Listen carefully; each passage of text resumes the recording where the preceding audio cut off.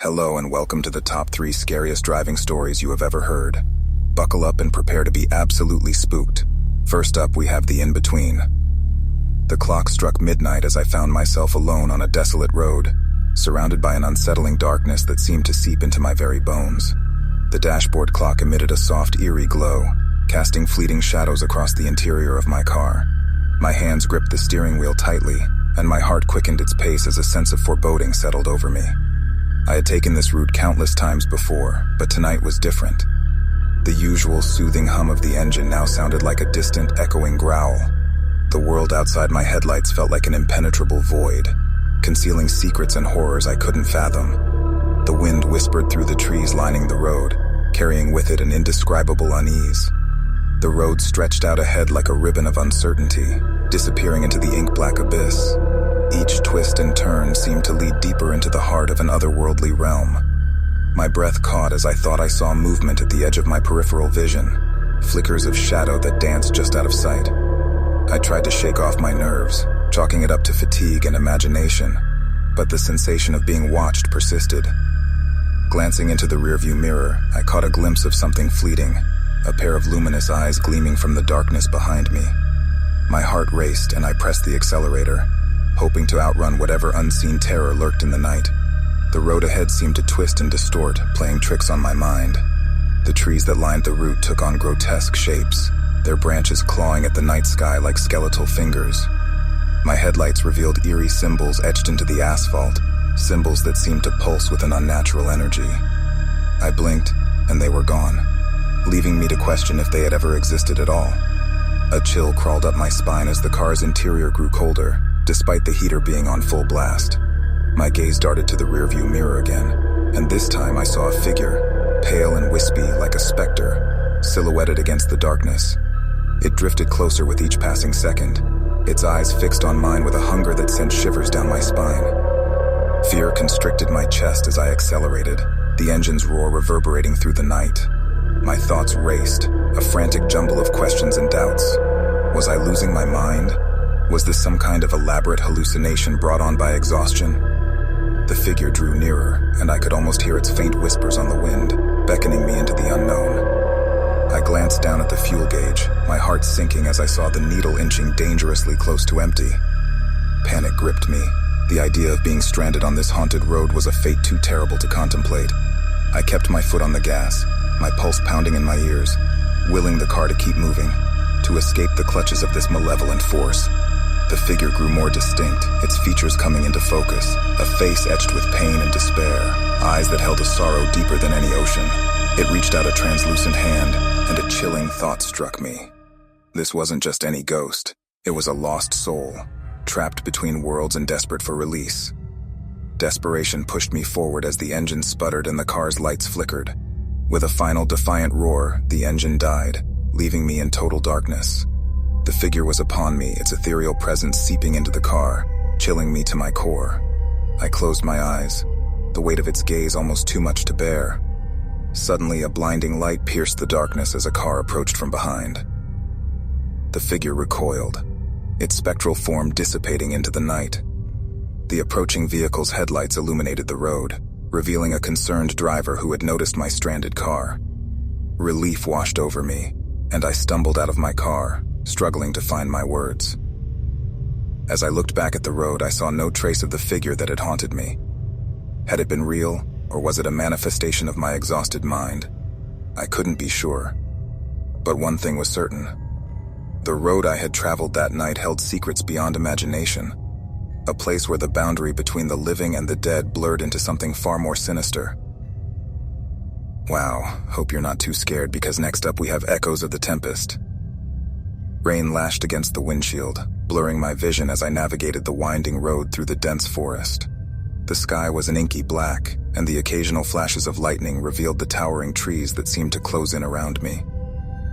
The storm had come out of nowhere, fierce and relentless. As the wind howled, I gripped the steering wheel tightly, my knuckles turning white. The wipers struggled to keep up with the torrential downpour, their rhythmic swipes creating an eerie cadence that matched the beating of my heart.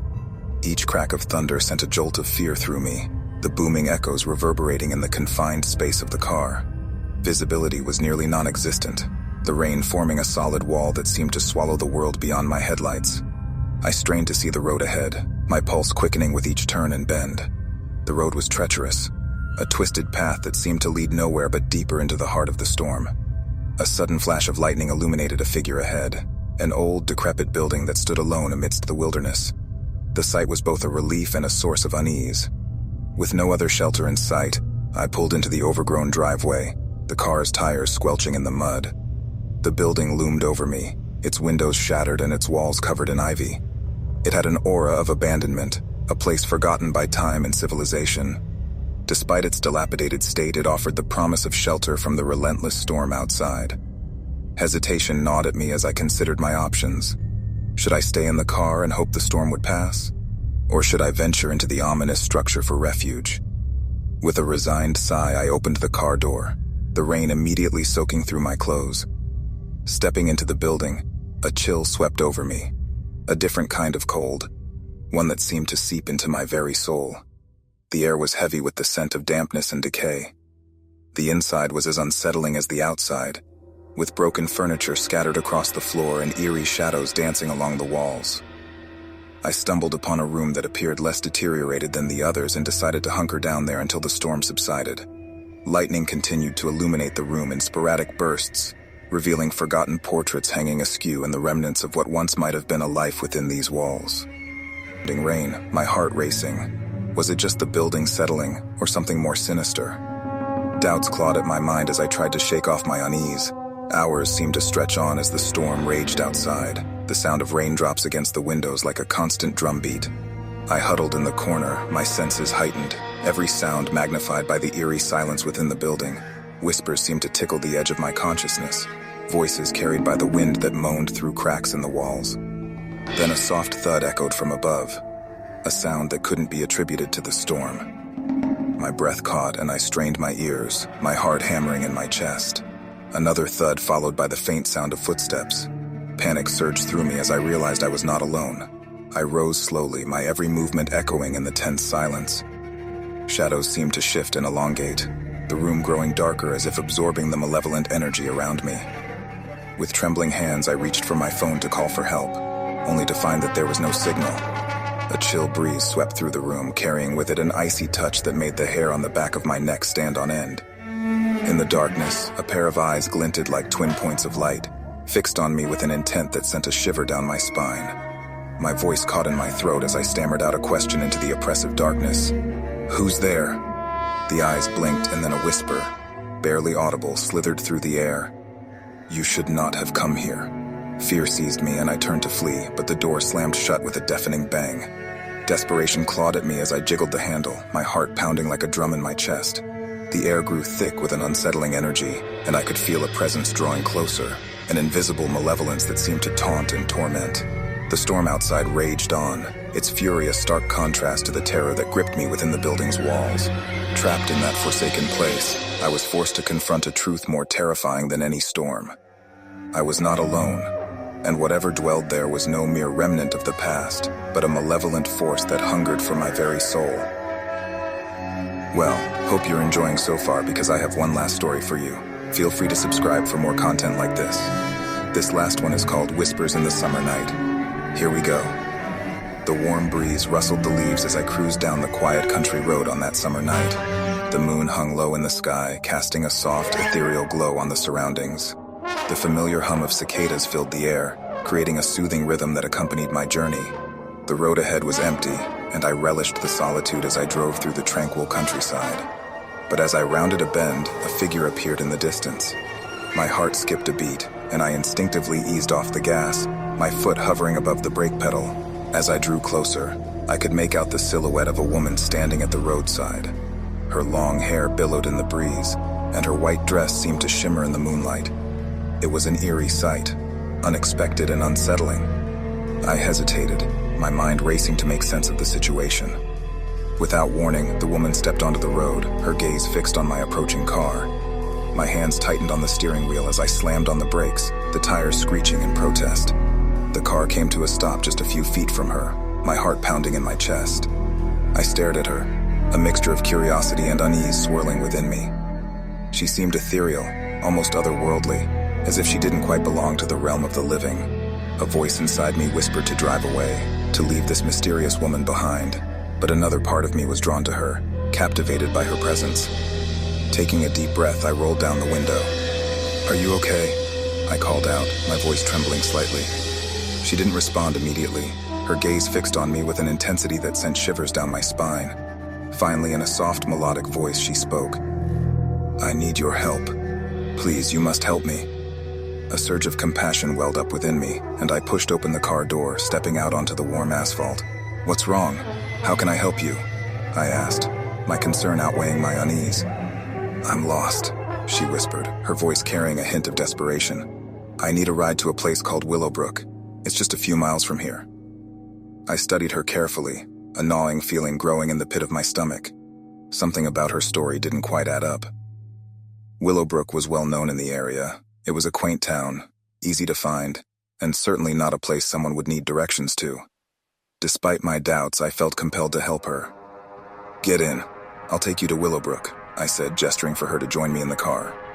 As she settled into the passenger seat, I couldn't shake the feeling that something was off. Her presence seemed to fill the car, the air growing heavy with an unspoken tension. I focused on the road ahead, doing my best to ignore the nagging doubts that tugged at my thoughts. Minutes turned into what felt like hours, and the landscape remained unchanged. No signs of civilization, no landmarks to indicate we were nearing any town. I stole a glance at her, my anxiety mounting. "Are you sure we're on the right track?" She smiled, her expression serene. "We're getting close. Just a little farther."